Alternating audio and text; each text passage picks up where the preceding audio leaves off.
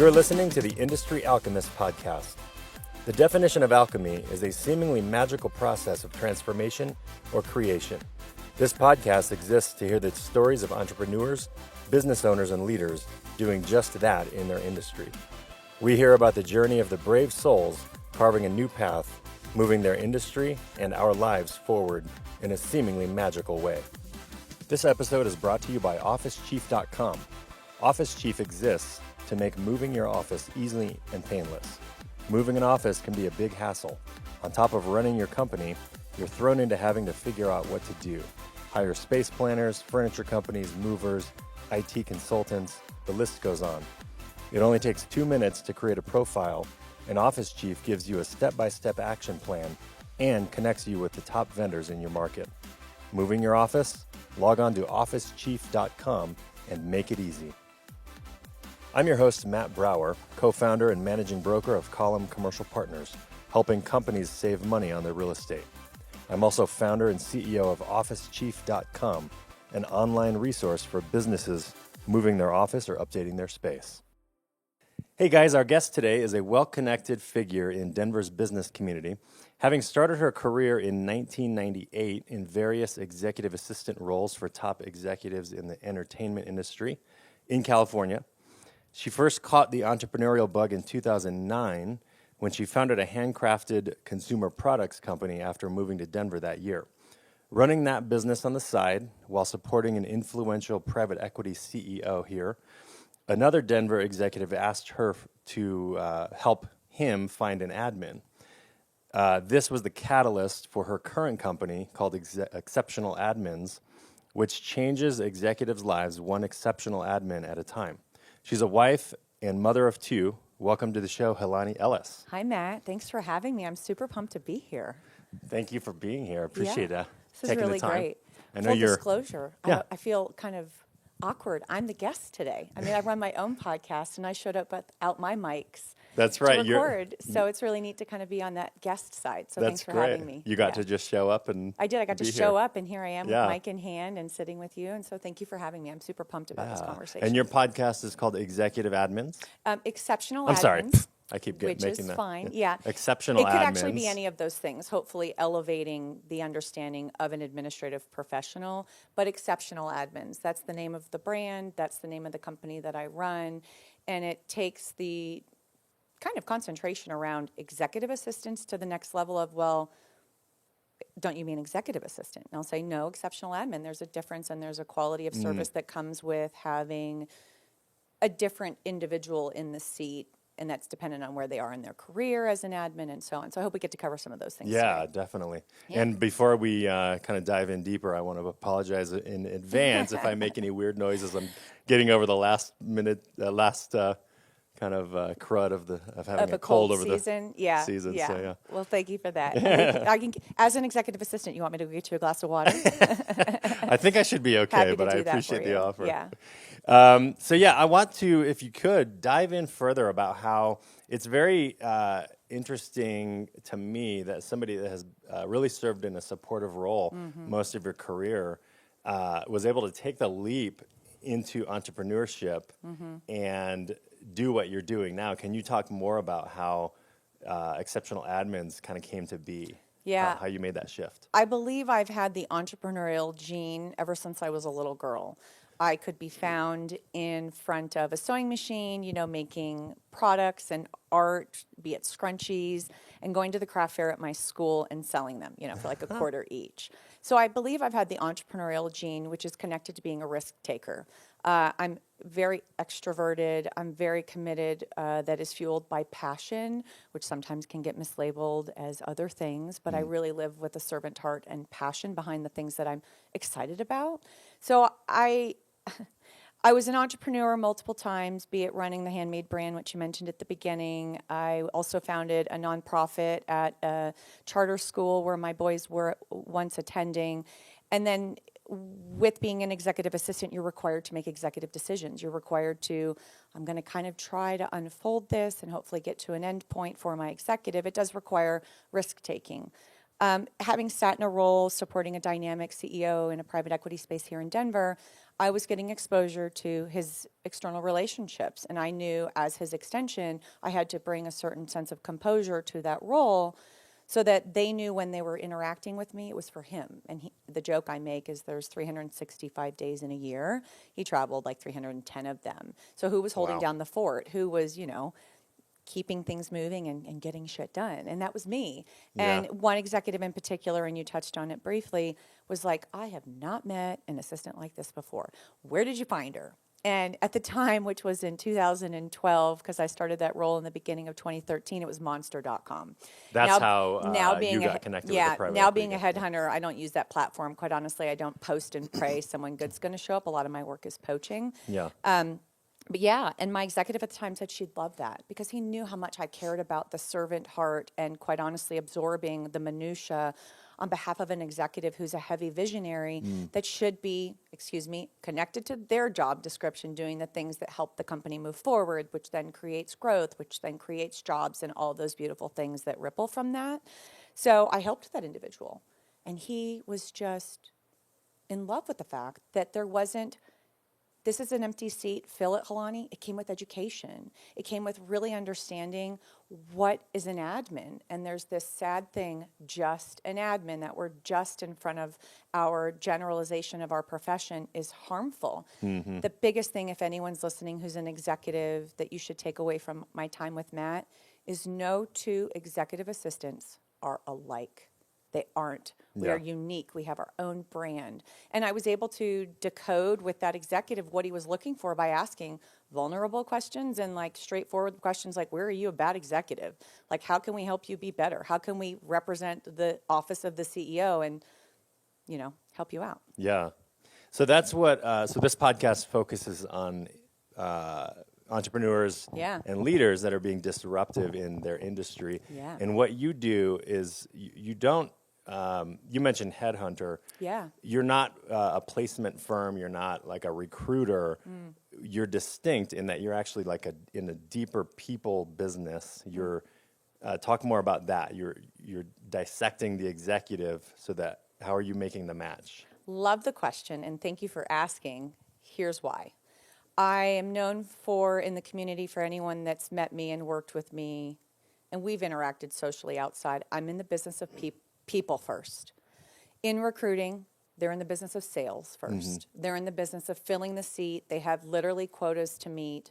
They are super excited that the resume says executive assistant because they don't know the role in depth and to the weeds of the role in the admin life, that they do think the title tells them that person's going to be a fit. Yeah. And for me, one of the things, and I love the word disruption, I try to use it as often as possible, is I'm disrupting the human capital space. I am bringing a lens to a role that needs education first. You cannot put an EA into a seat assuming that her skill set and her brand as an EA fits that executive. I have a hard requirement where when I meet with clients before engaging with them contractually, I want to know I'm going to walk away and actually like wanting to work for them myself, which then I'm better at advertising as their essential publicist during this whole vetting and research and partnership project of finding them their person, that I'm going to help them find the fit. So from a disruption standpoint and being in the human capital space, I'm constantly having to separate myself from the word recruiter. A recruiter is salesy. They love the resume, and that's just about the depth of what they do. I ask the hard questions. I visit on site. I want to know that executive knows, which you'll appreciate because you've had an assistant before, you got to have skin in the game as an executive. This person is just not a catch-all. Yeah. Now, some roles require a conveyor belt assistant, and that's wonderful. And there's some assistants that want to sit in the capacity of just having the work sent to them and executing it and not going outside of those boundaries. And there's a place for that type of service from a professional. Yeah. Okay. Yeah, that's great. It's and I would imagine that the role of an EA there has to be more focus on the EQ or the Emotional personal quotient. depth. Oh, yeah. Versus, I know I have a lot of friends that are in the placement business, recruiting business, and they're very good at what they do. I think all of them actually focus on like director level executives and up. and they're working on contingency and things like that. And that is very much more heavily weighted, as you just said, on like, what does the resume look like? It's the IQ stuff. It's what's your background. True. But the executive assistant, admin role has to be more of a deeper personal connection. This is so true. And in the essence of living the admin life personally, now having the pleasure to announce over 60 placements in less than 3 years and really changing the lives of the executives and quite honestly the admins, there's a craving for the different approach that I bring. And it's a lot of education. Quite honestly, I was saying in 2017 when I really hit the ground running with the company that I was providing 20 to 30% of education with the partnership. I think these executives, which the joke is, there is no class in college or MBA that is how to work with your assistant, and they have to take that class. Yeah. So they do show up with this misperception or the Mad Men mentality of she's just a catch-all, or he. There are some males, and I've placed them, and I'm excited about that. When you're coming to the table to have a conversation with an executive and a leader, you have to help them understand what they're looking for, like a real estate agent, and you're in real estate. What are you looking for? What's the square footage? Where do you want to be? What's the vibe of it? From an EQ, emotional quotient, 60% of my concentration is personality. And the real priceless thing about engaging with me and my company is I can have the conversations HR cannot have. I can have the conversations that executives can't have. I can find out if they're a career interviewer or if they're a real person. 60% of my concentration is I want to know you. I want to be here as the admin advocate. What are your career objectives, Julie? What are you looking for? And if that makes a strong connection to a client I'm talking to, someone I'm romancing, or someone I'm deeply vetting for, let's talk deeper. Because these admins literally give up a part of their life to support another human being. And it's a very selfless role. And really being able to help them find that fit where they're appreciated, where they're, being able to do more than the core responsibilities. Everyone feels fucking alive. Yeah. And why not feel like that at the office? Yeah. Yeah, so emotional quotient is a large part of what I do, and you cannot pick that up on paper. Right. You can't. And so I'm having candor. The woman you're getting now, and we've had social interactions outside before. It's, just be real with these people. And the biggest thing too, which was why I was excited to spend time with you on this topic, is the misperception. I can tell you 90% of the time on the calls I have with candidates, they're like, wow, someone understands me, and we aren't fully understood because that title is just the label of, who we are, but we're so much more than that. Yeah. So you have placed 20 people each year for the last 3 years. How are you doing that? How do you have the bandwidth? Yeah, right. How do you pull this off? That's a lot. So for the sake of numbers, because executives like numbers and data, 2017 was when I really took the company off the ground, gave it the concentration. My business plan as an entrepreneur said 6 placements in the first year running the company full time. I placed 15 that year, and I did it as a side hustle the first 6 months, and the latter 6 months was full time, full force, all by myself with no assistant and not a lot of solutions technically in place. Damn. It's a lot of conversations you had. Yeah, it is. It's a lot of conversations, a lot of networking, being in a room and events with thought leaders, which is very different than people that want to show up to those business card passing moments. I do have to say I'm honored that a lot of the people that knew me as an EA knew my brand, knew my hustle, knew my grit, knew my hospitality, which is a huge part connected to EQ when I was an assistant. And so when they heard that there's this person, they're like, holy shit, how can we get behind her? How can we help her? Because she's going to help executives. Right. And so the next year, be it 2018, I placed 19. Company goal that year was 20. I was one off, which was fine.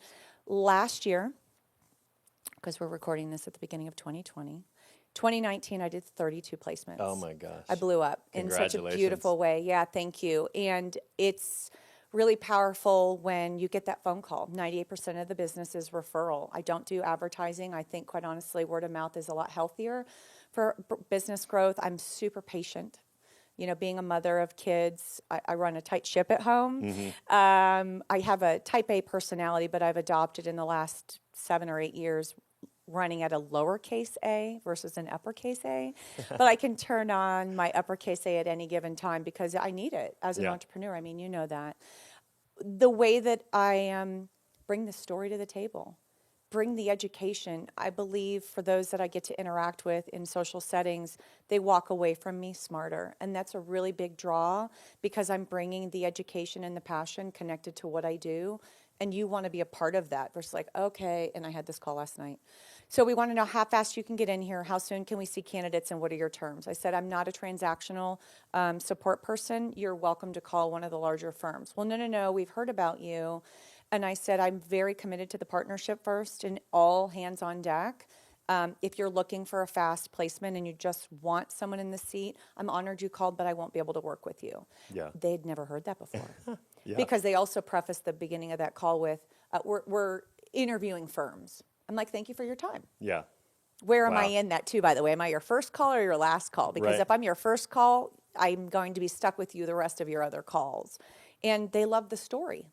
They That's love great. the story, and it's not always connected to the placement number, but they love that I fucking have sat in that seat. Yeah. And being in the entertainment industry in LA just really gave me the edge to be anticipatory, which any executive listening, you guys all love that. When we anticipate your needs, when we get in front of you, and when we can bring executive composure to say, you know what, Matt, no, we're not doing that today. You're not going to have lunch with Helani this afternoon. We're going to punt her because you need to sit and work on this deck and stop procrastinating. And Matt would say, okay, you're right, because we've got your back. Yeah. That obviously Oh, man, I need that on a daily basis. Do you really? Yeah, we'll talk after. That comes with building trust, though. And some of these executives out there, for all of the entrepreneurs listening, it's hard to, one, know you are ready and deserve assistant support. Some executives and entrepreneurs that I've spoken to in private settings when I've been invited to come speak at peer groups, I'm not big enough. I don't need an assistant. I said, why not? Are you doing email at 10 p.m.? Are you disengaged at soccer practice for so-and-so? Yeah. Are you habitually late to lunches, right? What is your brand saying about you as an executive? And if with an admin, you have the ability to be better in your role. I mean, you have a job description, even though it's not in black and white on paper, and you've got to commit to those things that keep you on purpose. Yeah. I'm launching a product this year. I'm going to announce it for the first time right now. Ooh. Yeah, it's called Remote EA. And it is Okay. strictly Denver-based only professionals, and it's going to disrupt the virtual assistant platform. Really? Yeah. Is it a technology platform or is it? Nope, it's what is straight it? up still humans, Okay. high caliber executive assistants that are looking for part-time fractional support. And Oh, I've got got it. Okay. two EAs right now working with two executive entrepreneurs running small companies, $1 million and under, and they have the ability to work remotely, but meet at a Starbucks or in an office setting once or twice a week. What I'm growing is going to be bigger than what I'm doing today. Wow. I'm very excited. You alluded to this at the breakfast that we had, Shock and Claws. I did. That's a great breakfast we yeah, go to. for Yeah, the Goodwood Club. I did. I trickled that a little bit into our breakfast that That's morning. right. Okay. Yeah. Exciting. Yeah, Well, it's thanks for super announcing exciting. that here. Yeah, I did. I've got a few people in the pilot program, and they're, they have all these concerns, right? It's like, how am I going to frickin' use an admin? That's where I come in. Yes, I know everyone can't use me, and that's fine. Please don't post and pray, by the way, for someone good to show up. That doesn't happen, Yeah. especially in our tight talent market. I think in September, my stats are 2.6 unemployment rate here and 3.5 national average. And Jeez. California is like almost 5.0% on unemployment. So those are old stats considering this is January, but it's tight. You cannot post and pray. And again, thinking that every EA is the same, we have our own brand and we bring it to the table. Yeah, you have to take an offensive. You have to be in the offense when it comes to Yeah. placement. Yeah. Yeah. Wow. So it sounds like, especially, I have learned in my entrepreneurial journey, the Yes. more you can learn to say no to certain clients, Mm. the better your brand or the deeper your brand becomes in the marketplace. And Yeah. you saying no to this, the story you just told about, They wanna that's have not, me not the in. volume play. Yeah. It reminded me of a recent client that we helped purchase an office condo. He then referred a new client to us. And the way he said it was, Matt and his team at Column Commercial, they provide more of a white glove Oh, yeah. approach Yeah. to, the real estate transaction process. That's what I'm hearing you 100%. talk. My past executive said to me, Helani, you're the Tiffany and Company of headhunting. You're the Tiffany and Company of headhunting. I love that. The minute you walk into Tiffany, you know the quality of the product. Right. You know the brand. They never advertise unless they're in the back of a slick magazine, at the backside of a Ritz-Carlton on the coffee table in that beautiful lobby. It's intentional, like you. I'm very relationship driven. I've had a few people in 2019 call me, and I can sense on the phone they think I'm a recruiter, and they're not going to want to take that partnership level with me. They just want the resume. They don't want me to come to their office. And I've kindly said, even on the call, you know what, thank you so much for this experience and conversation. I'm not your solution. And I've also walked into meetings where I personally would not support that individual. And I'm like, this isn't going to be uplifting for anyone. And because I get connected to the candidates with the candor that comes up during the interactions, I don't fucking want that call where they're going to tell me it's a shit show. Right. I don't have time for that. I got lives to change in a positive way. Yeah. And sometimes that's a wake-up call for a lot of these executives that realize it's not just an admin that they need. They need to think about culture. They need to think how they're creating unity. And quite honestly, I know their solution is an admin, right? Because she helps this person, he or she, be the executive, buy that time back to focus on one-on-ones with their main direct reports and then those below them. And anyone that can spend time with a leader is so uplifting.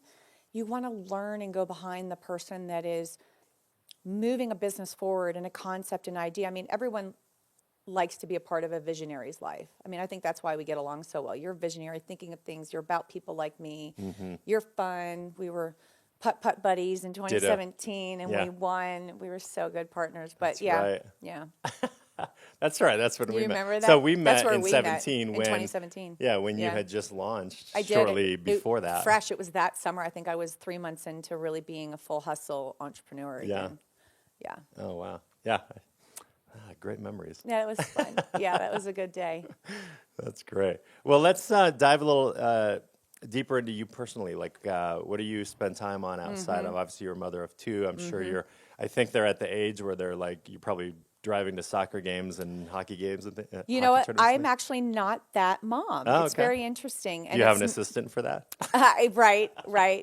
And actually being a one-woman business, I know the importance of an assistant. I have a full-time assistant. She's on staff. I'm a two-person show. Nice. We're getting shit done. So I like long walks on the beach. No, I'm kidding. I'm a big fan of vacation with my kids and my husband. We'd like to travel. We're currently thinking about Portugal. I was actually going to talk to you about international travel after. Yeah. As a entrepreneur, I have the same illness all entrepreneurs have, turning it off. However, I am that cliche. It doesn't feel like work when I'm thinking about my business and thinking about these verticals and these opportunities to service the community, the professional community deeper. It's just so exciting. Yeah. So I can be found editing my own podcast, which is called Exceptional Admins, which executives should absolutely listen to on top of the admins that listen to it. And I'm going to check that out for sure. And HR. I'm editing my podcast episodes. I'm thinking of new ideas. In my free time, I like to read, although my business requires a lot of reading because my candidates are required to complete a series of homework so that the client can learn more deeply about them in written form beyond a resume.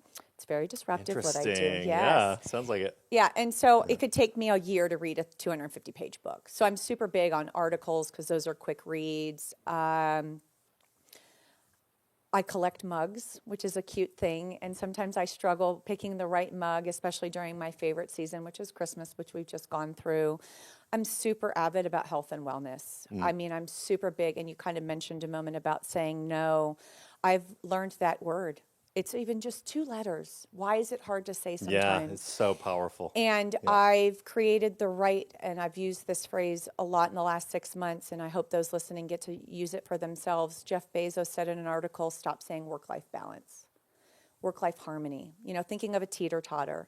You cannot put 2 individuals who are sort of the same weight and find that balance for the teeter-totter to stay at level, right? Yeah. So finding harmony, the figure 8, right? Like there's peaks, there's valleys, there's highs and lows and all of that. I've been blessed to really create some nice harmony in my life. I'm a huge spinner. I've adopted Pilates. I'm 40 now, and I used to run a lot, and that's just not for me. Pilates is great. Spinning is great. You know, I swear I'm so big on what you put in your body. Mm-hmm. I'm really big about eating the right food. I'm really big about thinking about as I get older, right? And some women are like, oh my God, I'm 40, and you will never catch me saying that. I'm like, fuck yeah, I'm 40. This is amazing. The next 10 years are going to be awesome. Yeah. And it's all about perspective, right? And really That's why you and I get along so well. I think Have so, the same yeah. mindset. Having the ability, and which you'll probably agree, changing your mindset's a lot of fucking work. Yeah. Really trying to stop yourself from the rabbit hole of discouragement. I'm not going to take that left because that's going to be a shit show in my thoughts. I'm going to take that right. I'm going to take that right because I want to be positive today. I want to live with intention and purpose that return to me good things. Now, granted, I'm human, right? And I could have a moment of like total frustration. And I've adopted a 5-minute rule that the minute I'm going to want to be pissed, I'm going to give myself only 5 minutes. Yeah. I'm going to turn on that clock. And by that time that first 60 seconds is over, I'm like, I don't have time to sit here and worry. Now, the caveat to that is I may have 5 or 10 5-minute sessions in any given day, but I'm choosing to stay on purpose. I'm choosing to stay committed to really, again, still being a servant heart, the purpose that my company has to change the lives of people in the community. Yeah. Wow. And it really does come down to choice. It does, doesn't it? Think about it. Yeah. Yeah. Yeah. Choice, intention, purpose. And the hard thing for a lot of people out there is they kind of don't know what that means to them. And so there's a lot of opportunity to discover what makes you tick. And I'm really passionate about writing shit down. What were you doing? And this is actually a question I say to my entrepreneurs when we have an initial phone call. I challenge anyone listening to take a piece of paper from your printer, a solid line down the middle. On the left, write everything you've been doing all week and that you're going to do that puts you on purpose for your business. And the stuff that you should not be doing or that you're only 75% good at, throw it in the other column. Or you don't enjoy doing. That's the other one. Yeah. So even throw a news box on that piece of paper, things that you just don't like. And I tell admins, I'm like, listen, 80% of what we do should be great, 20% is allowed to suck. Yeah. Right? And I've been actually having, kind of connecting to the personal side, my 14-year-old who's a freshman in high school, which is crazy to say out loud. He's at a special school that is a charter, and it's STEM down in Highlands Ranch. And science, technology, engineering, and math, and the way that they teach them is so different than when you and I were in high school. Professors and retired professionals are the teachers. Oh, interesting. So he is in a beautiful computer technology class learning from a retired Microsoft employee. I mean, you can't get any better on like real life shit than that. That's incredible, yeah. So we're constantly talking about, as a mom to a son, he wants to apply for his first job, which I'm trying really hard not to suffocate my son on how to get ready for that interview. But, you know, being on purpose and explaining to your kids, like, yes, you may not like that class, you may not like that teacher, but there's a season to that. So as entrepreneurs, you should be thinking about what keeps you on purpose. And I'm always about just the goals for this year. People ask, what is your 5-year business goal? I can't answer that. I can tell you kind of what I want to be doing, but if I put it to paper, I'm feeling like I'm supposed to work on that, but maybe that doesn't make sense yet. So think about just this year with the goals, thinking about your purpose, and maybe people think that revenue is what's successful. Think about how many touch points you have this year. Mm-hmm. I always say, like, even with you, like when I meet you, I know that there's at least a ripple or two beyond you, Matt, of someone who may be saying at lunch, God, I need an assistant. Boom. Who's the first person that comes to mind just for a call? That's me. That's awesome. Yeah. Same thing on the reverse for you. And I'm hearing from new entrepreneurs who are startups, which I mentioned your name the other day. Yeah. To my client who's currently interviewing. Yeah. They're just trying to exercise WeWork a little bit longer. And I'm like, when you're ready, I've got the relationship for you. Perfect. And, you know, just thinking about that and really driving with growth, that relationships drive growth, not business. Yeah. That's great. Yeah. Well, this was a fun conversation. Thank you. I'm so excited to have been here and to be able to talk about this and actually be a guest. So thanks for having me. Absolutely. And I look forward to checking your podcast out. Yes, really please. quickly, before I forget, how can our listeners reach you if they're interested in learning more or hiring an executive assistant? Thank you. Yeah. So on the website, which is exceptionaladmins, plural at the end, .com, there's a wealth of information. There's a clients section, a candidate section. You know, I've got just a limited of information around remote EA that's out there to just kind of pique further interest and understanding. I may actually have a lunch and learn around that. I'm on LinkedIn. I'm constantly engaging. I have a bit more funnier stuff on my Instagram feed because that's a social channel. I truly keep it business related on the LinkedIn side. And I'm in the community. You know, I'm at events where it makes sense for me to be there and tell the story and connect with people. For me, one of my goals this year is doing more of this, right? And getting in front of people who, one, I adore like you and being able to have further conversations. I really want the community to know you aren't alone in not understanding this profession. And two, Like when you make your first million, do you do your own taxes? No, you don't. You reach out to a resource. Yeah. And that's the resource here in Denver, and it's me. That's great. Thank you, Matt. Helani, thank you so much. I appreciate you.